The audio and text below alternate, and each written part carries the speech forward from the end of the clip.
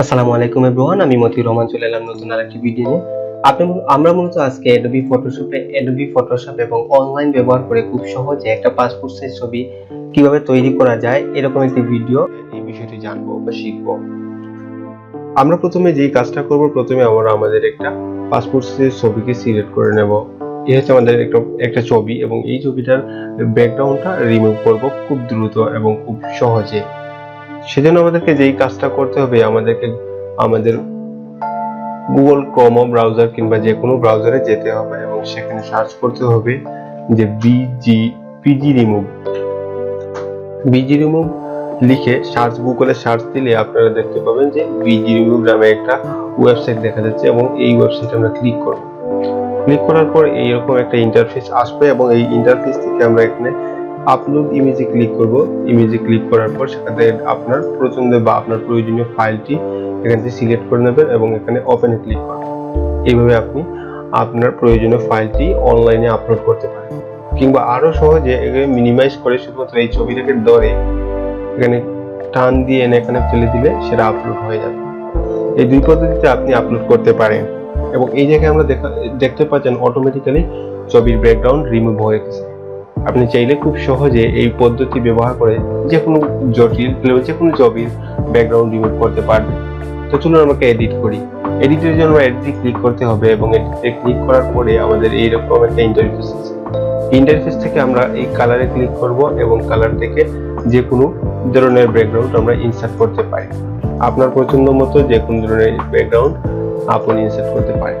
আমরা এই colour choose করে নিয়ে এই নেভি ব্লু কালারটা ক্লিক করে আমরা ডাউনলোডে ক্লিক করলাম এবং ডাউনলোড করার পর ছবিটাকে আমরা ফটোশপে নিয়ে আসলাম, টান দিয়ে ধরে ফটোশপে নিয়ে আসলাম।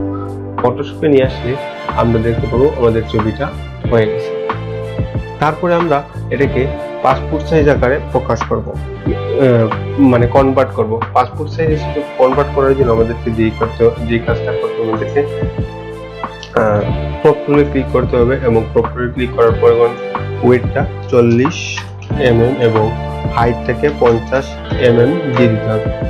পাসপোর্ট সাইজের ছবির সাইজটা হচ্ছে ওয়েটটা হবে 40 mm এবং হাইট হবে 50 mm। এইভাবে আমরা সিলেক্ট করে দিই এবং রেজুলেশন হবে 300, ঠিক আছে, 300 পিক্সেল। এই তো হয়ে গেল আমাদের সাইজ। তারপরে আমরা যেই কাজটা করব সেই কাজটা হচ্ছে যে আমরা ছবিটাকে ক্রপ করব। ক্রপ করার পর আমাদের প্রয়োজন মতো সাইজ করে নিয়ে আমরা ইন্টারে ক্লিক করব। কিবোর্ড থেকে ইন্টারে প্রেস করলাম এবং আমাদের ছবিটা পাসপোর্ট সাইজের ছবি হয়ে গেল। এখন আমরা এই ছবিটাকে প্রিন্টের জন্য প্রস্তুত করব, কিভাবে প্রিন্ট দিতে হবে এই ছবিটাকে প্রিন্ট দেওয়ার জন্য আমরা যেই কাজটা করব সেই কাজটা হচ্ছে কন্ট্রোল এন এ ক্লিক করব। ক্লিক করার পর একটা নতুন উইন্ডো আসছে, সেই উইন্ডোতে আমরা দেখতে পাচ্ছি যে নেম একটা আনটাইটেলড আছে, এর প্রিন্ট লিখতে পারি বা আনটা যেরকম ইচ্ছে থাকুক। তার পেপার সাইজটা A4 সাইজ থাকবে এবং ক্লিক করব। ক্লিক করার পর আমাদের একটা নতুন হোয়াইট বোর্ড আসলো এবং হোয়াইট বোর্ডে আমরা এই ছবিটাকে নিয়ে যাব।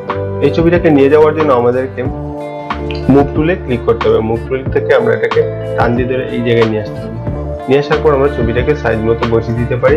এই তো ধরুন আমাদের 4টা ছবি প্রিন্ট করবো, তাই আমাদের এটাকে কপি করব। কপি কিভাবে করব, আমরা অল্টারে চেপে ধরে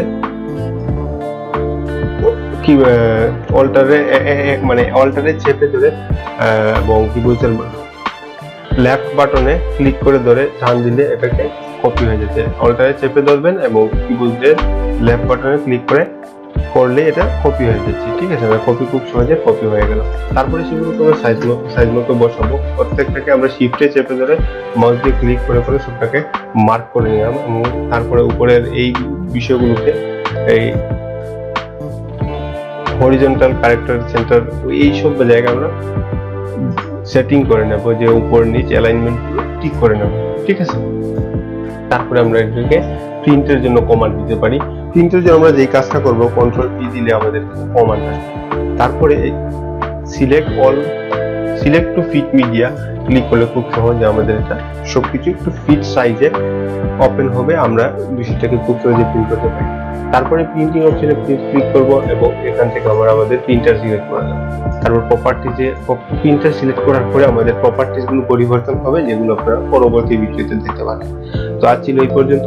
আমরা খুব সহজে একটা পাসপোর্ট সাইজের ছবি তৈরি করে নিলাম এবং সেগুলোকে কিভাবে প্রিন্ট দেবেন এবং ডিজাইন করবেন সেই বিষয়গুলো আমরা জেনে গেলাম খুব সহজে। চাইলে আমার চ্যানেলটাকে সাবস্ক্রাইব করতে পারেন, সাথে থাকতে পারেন এবং নতুন কিছু জানার জন্য। তো এই তো, আর কিছু বললাম না, এবং এগুলো একটু মেনটেন করার চেষ্টা করবেন, সাথে থাকবেন, সুখে থাকবেন, আশপাশের মানুষের খেয়াল রাখবেন। ধন্যবাদ সবাইকে।